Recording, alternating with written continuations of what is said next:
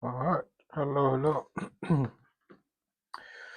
So we moving on to the technical part, to the apps and applications and stuff like that. We spoke a little bit about, uh, you know, general things, broad strategies, stuff like that. And to show you a little bit what we spoke about, basically we started with a lean startup method, which means you want to have a clear idea what you're doing in your head. Then we talked about 0 to 1 strategy that also gets you focused on clients and less on competition. And then we talk about creating your blue ocean, which means basically creating your own audience and dominate and set up your own rules and stuff like that instead of playing some other people game, obviously, again with the competition. And then we talk about having build your project, having your MOAT, which means basically before you even start in the game you need to have things in place correctly so that when the competition when the blood bath starts, you have things in place and you can prove and you can stay on top, because otherwise if you just you don't have what it takes, you're going to be wiped out. So now we're going to get into the more technical part, and we're going to talk about how you're going to track your progress, basically, right? So this is the founder's guide to GitHub, Git and GitHub. Okay, so hello everyone, my name is Elijah, and welcome today. We're going to talk about two of the most essential tools in the modern software development, Git and GitHub. So if you are a founder, an entrepreneur, or anyone looking to build a technology product, understanding this tool, Git, it isn't just a nice to have option. It's a fundamental skill. So you need to learn how to use Git, which we'll go into details what it means. Very broad. We're not gonna get crazy about teaching you what it means, like how to use it and everything like that. But just a broad idea of what it is and what it does, and then GitHub. So the reason why I'm saying, obviously there are many ways to do it, but this is one way of doing it that is very conventional and convenient. Okay, most of developers use this. So let's just call it a save game, right? So I don't know if you ever been in a situation when you created something and then you forgot to save and something happened. You just accidentally closed the window. You just, the laptop died, battery died, whatever happened. I don't know what happened. But then when you got back on it, all the progress was gone. Now that was a painful moment because you probably don't realize, but the process of thinking doesn't happen twice the same. And it's like, I can't even explain you how it is, but it's like an experience that you have once and that's it. You will not have twice the same experience in your life. And when you go through a process of creation, even if you follow a framework or you're just talented and you're experiencing, you're learning, whatever, you are just one-shotting things. I don't know what you're doing, bro, but listen, you're not gonna get that thing done again. So you're trying to sort of have a backup plan, trying to have things set up in place so that you don't lose the progress. Okay, so you want to save the things. So how do you do that, right? Obviously, I'll show you a way. So let's just speak about what is Git, right? So what exactly is Git? Simplest way to think about this is as save game for your code. Okay, so let's just say you work in VS Code like me and most of people, right?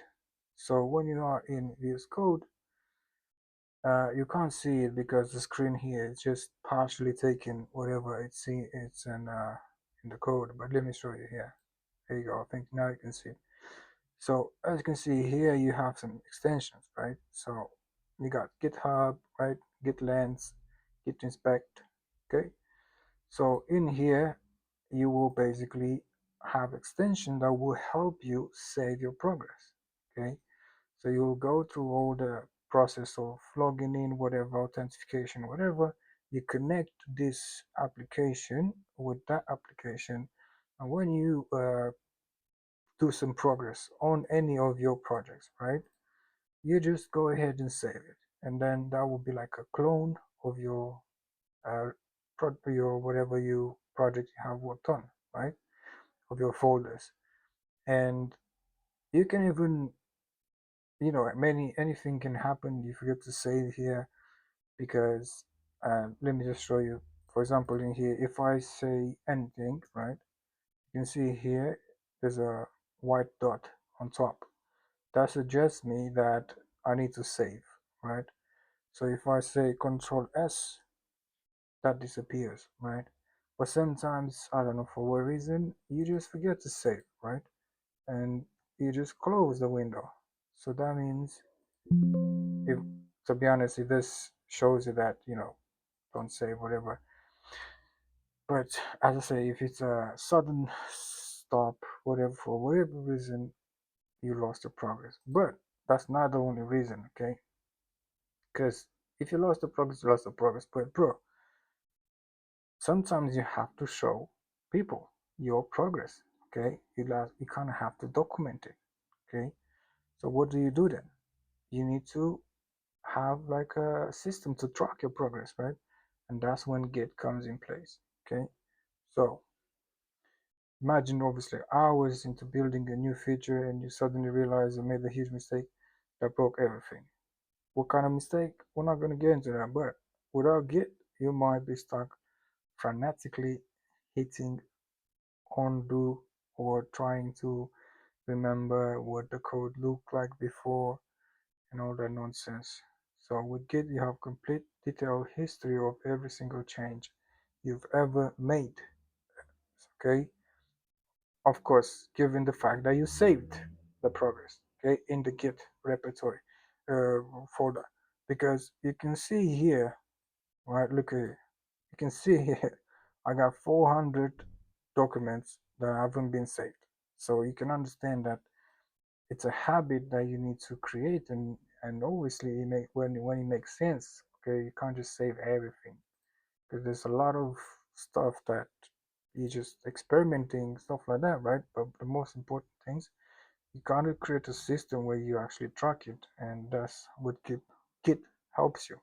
Okay, so basically you have with Git, as I said, it's SafeNet, allows you and your team to experiment furiously because you always know you can rewind back to a version that worked. It's the ultimate undo button. So this is almost like an advertise, but it is true to a certain extent, because when you developing, right, you got ideas going on, whatever. Sometimes things go get a little bit crazy, right? So you mess up the code. You just add some other know what function in there, and you have a problem. You got a tragedy going on, right? In the logic. So what's going on then? What are you trying to do?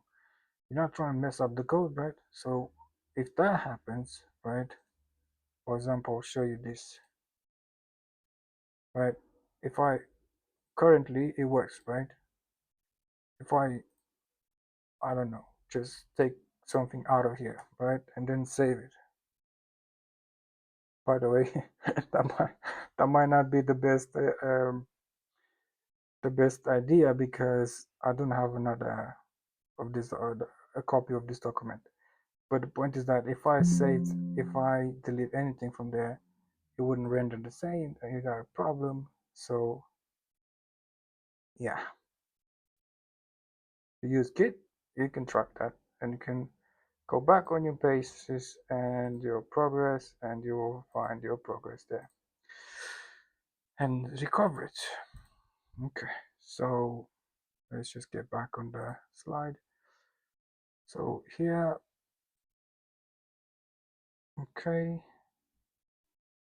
now a point of confusion for many beginners is the difference between Git and GitHub. Obviously, given the fact that the name is basically the same, and it's meant to be like that because they are very related. So it's like name and surname, they go together. So now, okay, obviously they're not the same thing, and the distinction is crucial, right? It is actually, it's the actual software, the tool that lives on your computer. It's a command line program that does all the heavy lifting of tracking your files and managing your project history. Okay, so it's a software, it's an extension, whatever.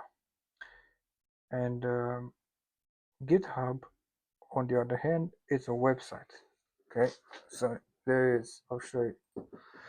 This right here is GitHub. Okay, again, I'm just gonna have to put it like this so you can see it. So you got a name here, you got whatever repositories, project, whatever, and it's a cloud platform more than a website, right?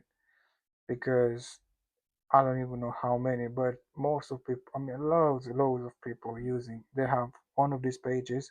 It's like a Facebook, but for the developers, right? Where you, instead of saving your pictures and your videos, you're saving your projects, okay? And the thing is that you can actually add people to work on your project, and all this is open source, and you can just allow anyone basically to interact with it and um, add uh, things, maybe solve problems that you have, whatever you got going on, right? So let's say, I don't know how to show you that. Let me just see. Maybe let's just say this, right? Yeah. So we can see issue here, right? And issues is like some sort of problems that you create and or people report, and you can actually go ahead and uh, other people can actually solve them, and they can actually submit that solution, and you just accept it, obviously. So it's a little bit more complex, obviously.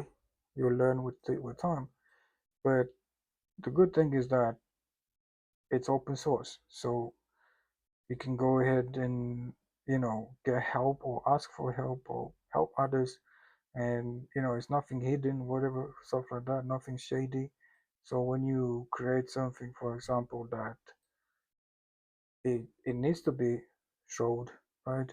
Or you need like documentation, some sort of proof that you've been creating it, you use this, right? So it's up there, it's registered, and that's a good way of attesting things and showing that, yeah, that's your job, that you did that.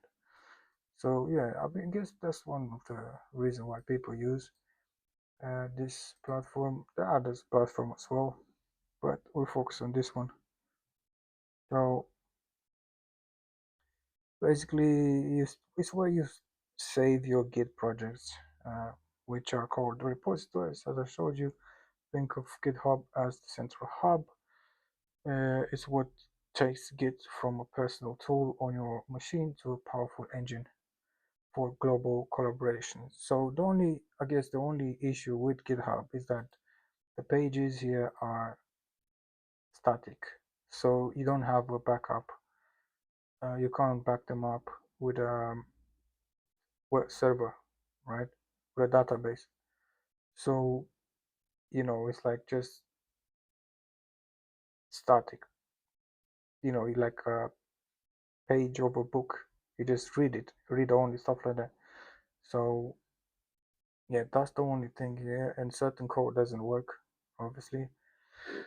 But you can just host it here and just pass it to a different service like Git, no Git, I'm sorry, I got a yeah, Netlify. Like you can use Netlify to connect where they actually have a database and everything like that, as you can see, and you can connect with your GitHub. So a lot of programs nowadays they have a GitHub integration, which is amazing. So yeah, that's one thing that I wanted to mention. Let me just go back on the page here. I just closed that. I don't know what happened there. Alright, so the core workflow cycle. Once you set this up, your day-to-day interaction with Git and GitHub will follow a simple, predictable circle. This is the rhythm of modern development. So you do some progress, you save on the Git, and these are the steps basically that you follow, and you push it up, you commit, and then you push. Okay, so first you will start your day with Git pull. This downloads any changes your teammates have made, ensures you're working with the most up-to-date version of the project. So that means you and your mates are connected to the same repository. You do the Git pull, the documents, enter your VS Code, and you see the updated version of all, depends on what progress has been made. So then as you work, you'll make some changes. Obviously, when you're ready to save them, you use git add, stage them, and this tells Git which files you want to include in your next save point. So um, I think I showed you here, but I don't want to get again with this star again. I'm just going to stick here because it's just annoying now. Getting a little bit technical and it's annoying. So basically you use git commit to actually save those changes to your local history. Every commit needs a clear message explaining what you did. This is your project diary. So yeah, when you commit one, you just say a couple of words about what that uh, update is. So I say, I've done the login, and people will say, oh, this guy did the login. Okay, that's what's up. So yeah, that's quite simple to be honest. So yeah, it's designed to be like that, so it doesn't create confusion. So then let's just move on. Branching, okay, works safely in parallel. This next concept is perhaps the most important for ensuring your project doesn't descend into chaos. Branching. Alright, so you got the main branch, the root branch. Okay, so where is it? Guess here. Let me see. So basically, you got branches and the main branch and the secondary branch. So as you can see, for example, this is where you make a repository, uh, a website where you save your page. You put this on a GitHub page, and here, as if you can see, this is where I can come up with. You have different branches, right? So currently, you can say main. I don't know why I don't have a branch. I don't understand. Why? Yeah, it's a little bit confusing. I'm learning as well. So usually you should have a report from a branch. Oh, there it is. Now it shows. So you can see here that you can create. You have their main, and you can create obviously new, and you select a folder, which could be the root folder or the documents or the dashboard or whatever, and then you save and you have yourself a page. So when you deploy from Git, you basically have to select the branch and the folder where you're actually going to submit that, right? Where you're gonna upload that um, change document that you're trying to put on the cloud on the internet, right? So a branch is essentially a parallel universe for your code. You can make changes, experiment, and even break things on your branch, and the main project remains completely safe and stable. Once your work on the branch is finished and tested, you can then safely merge it back. This is the secret to how large teams can work on dozens of features at once without stepping on each other's toes. So yeah, that was just clear, plain and clear, right? Okay, so collaboration with forks and pull requests. So how does this work when you want to collaborate with people outside your immediate team, like in open source projects, right? That's where forks and pull requests. By the way, I'm a first year student, and they haven't teach me this stuff. Okay, I'm learning this by myself, so give me a break. If you want to contribute to a project you don't own, you first fork it. So then this creates your own personal copy of the entire project on your GitHub account. So you can then make any changes you want in your copy. When you're ready to propose that your changes be added to the original project, you open a pull request or PR. A pull request is a formal request to the project owner saying, here are the improvements I've made, would you please review them and pull them into your project? Is the foundation of collaborating coding. So obviously it's their decision to make. Uh, it's crazy because that makes you, it could help you out, but sometimes can mess you up because you waste a lot of time with people nonsense. Depends on who you're working with, right? But yeah, the essential undo buttons. Of course, building things means you will eventually make mistakes. Okay, knowing how to fix them in Git is a superpower.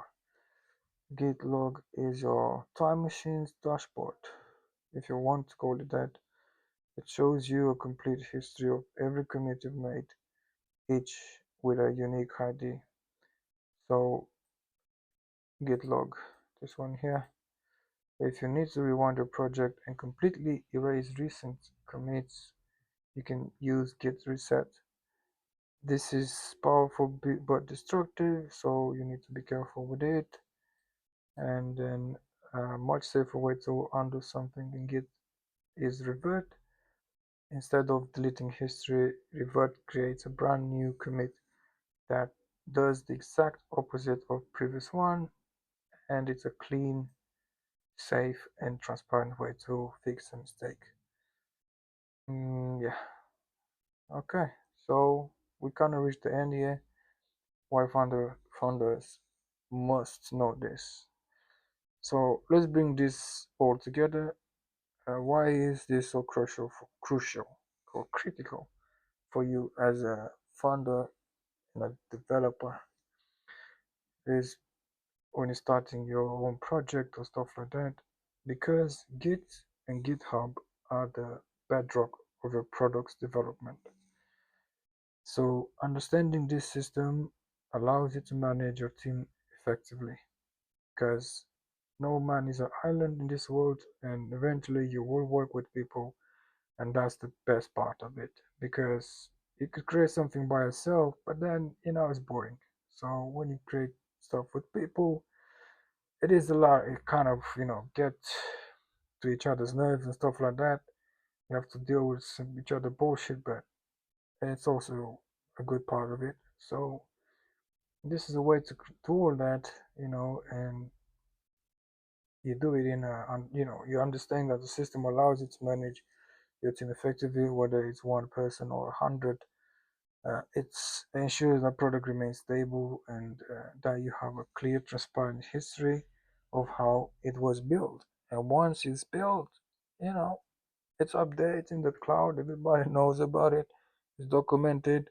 You didn't come up with shady code and all that nonsense, right? And it's the language of modern software development.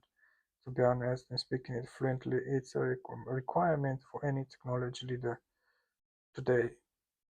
And hopefully, I mean, now with the AI and the crazy adaptation of the AI, things definitely changing dramatically, and a lot of people are started getting shady again because you know AI is doing all the work. So yeah, I guess that's another topic for another day. But yeah, guess this hope this was helpful for you. Thank you for watching. Appreciate you. See you the next time.